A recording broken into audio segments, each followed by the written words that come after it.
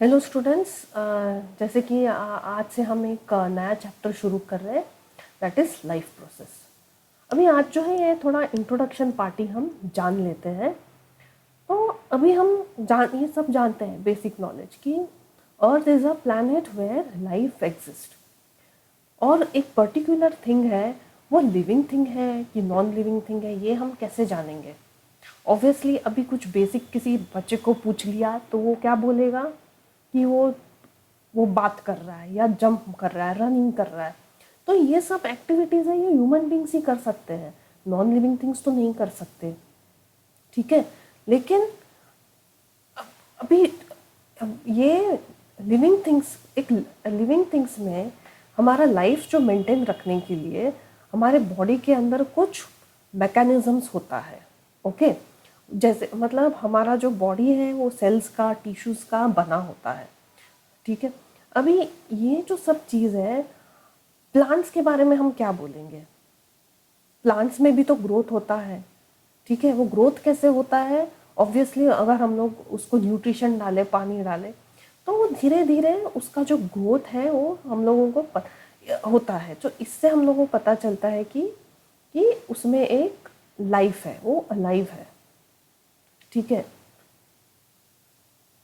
लेकिन उसके अंदर जो है प्लांट्स में जो है वो मूवमेंट नहीं होता है। तो लेकिन इसका मतलब ये नहीं कि वो अलाइव है। और कुछ प्लांट्स भी ऐसे होते हैं जिसमें हमको ग्रोथ नहीं दिखता है, क्योंकि वो माइक्रोस्कोपिक लेवल पे होता है। अभी कुछ चीज़ें ऐसे भी है, कुछ लिविंग थिंग्स ऐसे भी है जिनका हम लोगों को मूवमेंट नहीं दिखाई देता है, जिनका ग्रोथ भी हमको नहीं दिखाई देता है, बट वो अलाइव होता है। फॉर एग्जाम्पल बैक्टीरिया, वायरस, क्या, अनटिल एंड अनलेस इट हमारे बॉडी में एंटर करता है।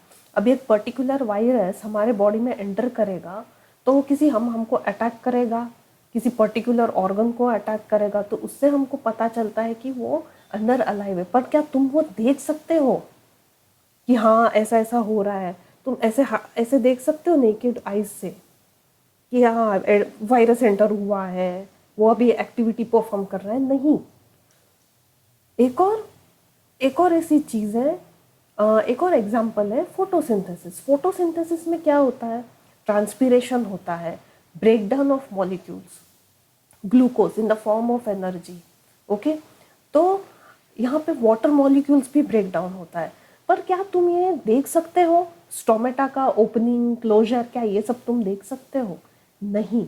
तो इस चीज़ को बोलते हैं मॉलिक्यूलर मूवमेंट्स। हम आगे पढ़ेंगे मॉलिक्यूलर मूवमेंट्स। जो कुछ चीज़ें ऐसी हैं हमारे लिविंग ऑर्गेनिजम्स के लिए ज़रूरी है, लेकिन वो जो प्रोसेस है हमको, वो उसका जो एक्शन है वो हम लोगों को दिखाई नहीं देता है। उसी को हम बोलते हैं मॉलिक्यूलर मूवमेंट। अब क्या ये मॉलिक्यूलर मूवमेंट ज़रूरी है? ऑब्वियसली ज़रूरी है हमारे लिविंग थिंग्स के लिए, क्योंकि देखिए हम एक एनवायरनमेंट में रहते हैं। अभी वो एनवायरनमेंट है वो हमेशा सेम तो नहीं रहेगा, कुछ ना कुछ चेंजेस होगा। हमारे बॉडी में भी कुछ ना कुछ चेंजेस होता है, जैसे कि ग्रोथ होता है। ओके, स्पेशली ग्रोथ होता है। तो उसमें क्या होगा, बहुत सारे वेर एंड टेयर होते हैं हमारे बॉडी में। और कभी कभी ऐसा होता है कि एक्सटर्नल एनवायरनमेंट भी, जो टेम्परेचर है, उस क्लाइमेटिक चेंजेस बहुत होते हैं। तो उसके लिए हम लोग को जो है, हम लोग को ही नहीं, एनिमल्स को भी, हम बॉडी को है वो एडजस्ट करना पड़ता है। ठीक है, तो इसके लिए ये जो मॉलिक्यूलर मूवमेंट्स है ये नेसेसरी है हमारे लाइफ प्रोसेस के लिए, हमारे ग्रोथ के लिए, मूवमेंट के लिए, सब मैकेनिज्म के लिए। ठीक है, तो ये है जो बेसिक है लाइफ प्रोसेस है। अभी हम ये बेसिकली जो है 4 पॉइंट्स में हम डिस्कस करेंगे चैप्टर में, दैट इज लाइफ प्रोसेस। ये देख ले, लाइफ प्रोसेस क्या है? It is a vital process that is necessary for proper health and functioning of an organism.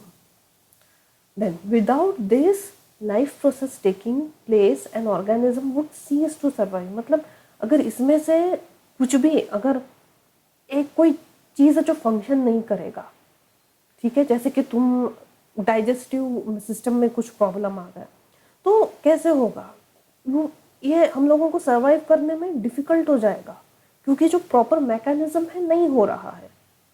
तो उसमें टाइप्स देखते हैं। Nutrition, it is a mechanism through which an organism consumes food and converts it into energy. जैसे कि हम food molecules हमारे body में जाता है, फिर वो ब्रेक डाउन होता है, फिर वो ब्लड के साथ ट्रांसपोर्ट होता है, ओके, ऑक्सीजन के साथ जाके, और जो एनर्जी है हमारे बॉडी को वो प्रोवाइड करता है। ठीक है, तो ये है nutrition. Respiration, it is a process of acquiring oxygen from the outside body and to use it in the process of break down of food molecules to cellular needs. ठीक है। Transportation, it is a process of carrying required things like food, oxygen, जैसे कि अभी बोला मैंने कि food molecule से break down होता है, ब्लड वेसल्स में कैरी होता है and it is transported to the other parts of the body. Excretion, excretion means जब ये पूरा मैकेनिज्म होता है हमारे बॉडी में आफ्टर डाइजेशन, रेस्पिरेशन, जो भी है, ये जो मैकेनिज्म होता है इसमें जो है हमेशा एक बाई प्रोडक्ट प्रोड्यूस होता है which is harmful for our body. तो वो हमारे बॉडी से बाहर निकलना ज़रूरी है। तो it is a process discarding waste products, by products outside the body.